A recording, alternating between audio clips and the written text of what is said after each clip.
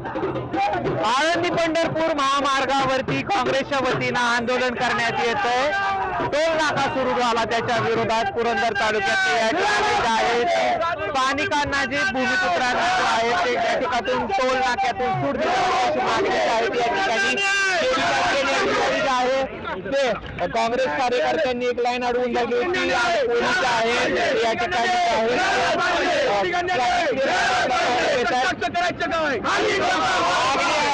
आंदोलन करता आहात, एकच लाईन मुठभर कार्यकर्ते, रस्ता अपूर्ण असताना इथं टोल सुरुवात करण्यात आलेली फक्त ठेकेदार आणि कॉन्ट्रॅक्टरांसाठी हे काम सुरू करण्यात आलेलं निषेध करण्यासाठी आणि हे स्थानिकांना टोल माफी व्हायला पाहिजे यासाठी युवक काँग्रेस रस्त्यावर उतरलेली आहे। काय नाही स्थानिकांना मागणी करतात, विनंती करतात की बाजूला काढा, रस्ता अपूर्ण आहे। रस्ता अपूर्ण असताना यांना परवानगी दिली कसं काय?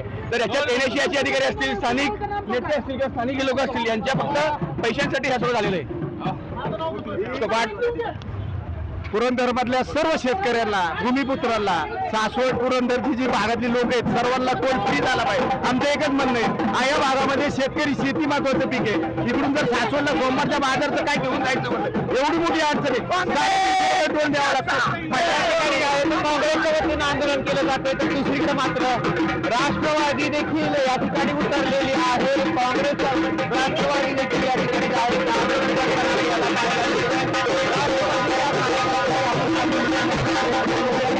शेतकऱ्यांना या ठिकाणी जिल्हा बँकेचे अध्यक्ष आहेत, सरकारमध्ये असून आंदोलन करतात। आम्ही सरकारमध्ये असलेले जनतेचे प्रश्न घेऊन सरकारला विनंती करण्यासाठी आलो।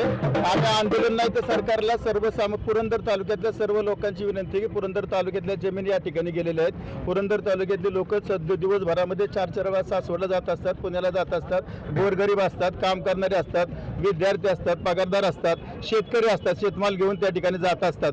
त्यामुळे सगळे लोक त्यावेळेस पुण्याला जातात, 3-3, 4-4 वेळा होतात। एवढ्या टोल जर त्या ठिकाणी पडला तर पुरंदर तालुक्याच्या सर्वसामान्य गोरगरीब जनता असेल, कामगार असेल, शेतकरी असेल आणि या सगळ्या लोकांना प्रचंड त्रास होणार आहे। एवढ्या प्रकारचं टोल देणं त्यांना पॉसिबल नाही, म्हणून पुरंदर तालुका राष्ट्रवादी काँग्रेस पक्षाच्या वतीनं शासनाला आम्ही विनंती करतोय, शासनाच्या विरोधात हे आंदोलन नाही।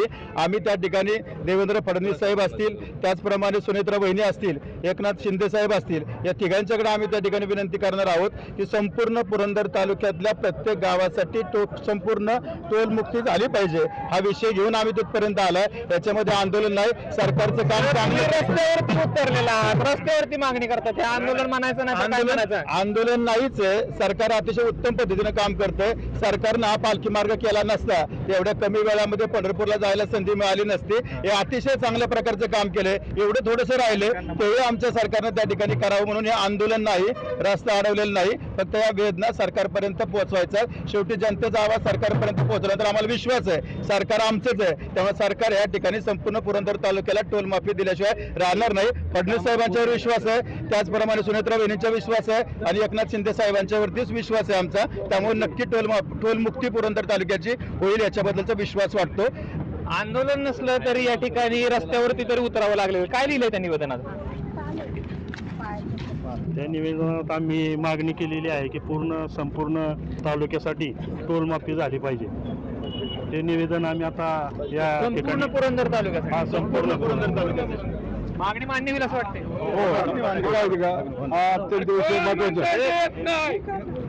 हा विषय अत्यंत महत्त्वाचा आहे। सरांनी सांगितलं कामगार, शेतकरी, मजूर या सगळ्यांना द्यावं लागतं आणि असं असताना इतक्या मोठ्या प्रमाणात टोल घेत असेल तर अत्यंत चुकीचं आहे। सरकारपेक्षा लोकांचा आवाज, लोकांच्या भावना सरकार दरबारी पोहोचवणं हे आमचं काम आहे। या हेतून आज या ठिकाणी राष्ट्रवादी काँग्रेस पक्षामधून आम्ही निवेदन देणार आहोत। आमची एवढीच मागणी आहे, काही झालं तरी पूर्ण तालुक्यात शेतकरी, कामगार जेवढी लोक आहेत या सगळ्याला टोल माफी करावी, आग्रही सरकारला विनंती। सर किती टोल पडतो?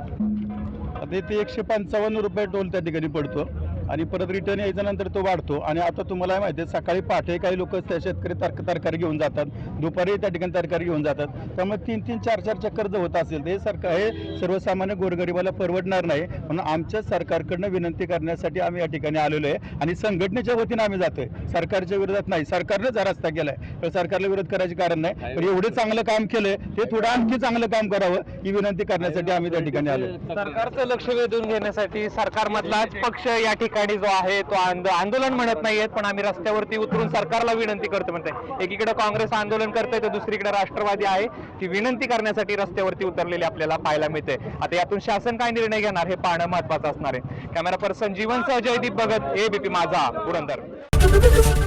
एबीपी माझा, उघडा डोळे बघा नीट.